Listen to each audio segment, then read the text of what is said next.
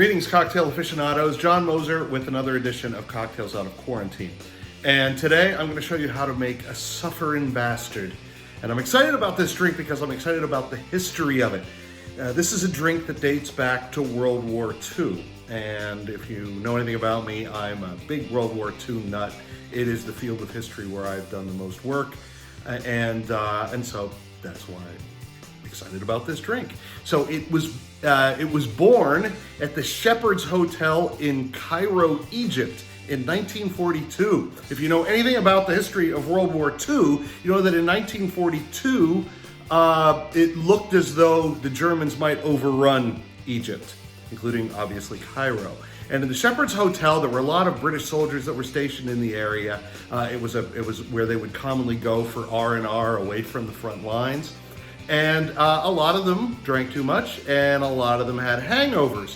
So the bartender at the Shepherd's Hotel came up with what he called a hangover cure called the Suffering Bastard. And it was considered very popular, and soon it was like the drink that the British soldiers in Cairo were asking for. In fact, it became so popular that the commanders at the front line started ordering that gallons of it be prepared and shipped to the front to keep up the morale of the soldiers. Anyway, that's the story of the Suffering Bastard. Alas, the Shepherd's Hotel, one of these grand hotels of the British Empire, burned in the Great Cairo Fire of 1952. Alas, it's no longer with us. But the Suffering Bastard is. Now, we're going to be making a kind of Americanized version of the Suffering Bastard. The original used brandy.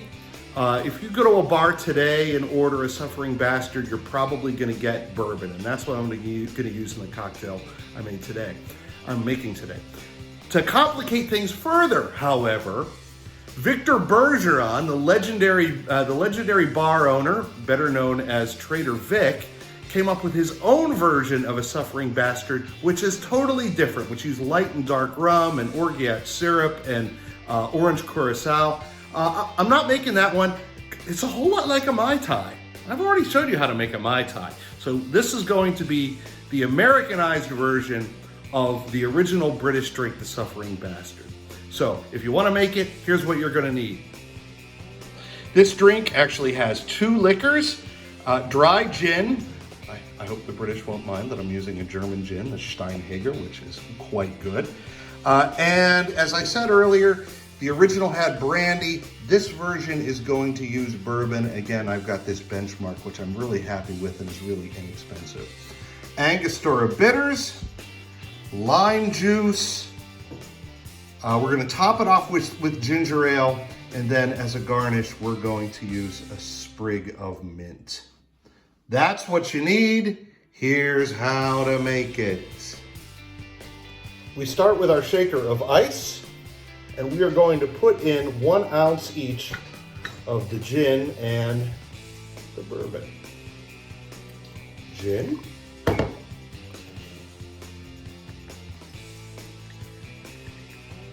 Bourbon. 2 dashes of Angostura bitters. Half an ounce of lime juice. We'll easily get that out of half a lime.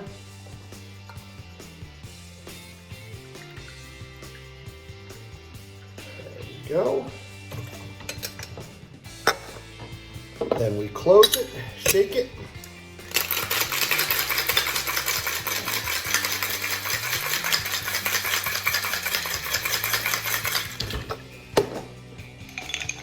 We're going to pour it in a nice tall glass.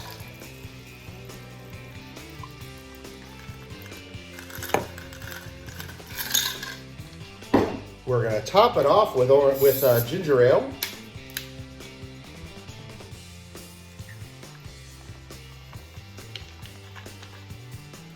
And stick that mint in there to make it nice and pretty.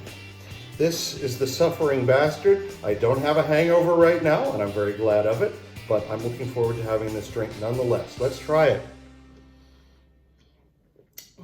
Oh, that's really nice. Yeah, there's quite a melange of flavors going on here. I know if I did have a hangover, I think I would appreciate this very much. And this is a tribute to all the brave men and women who served in World War II, especially the members of the beleaguered British Army in North Africa in 1942. So here's to you, here's to them, cheers.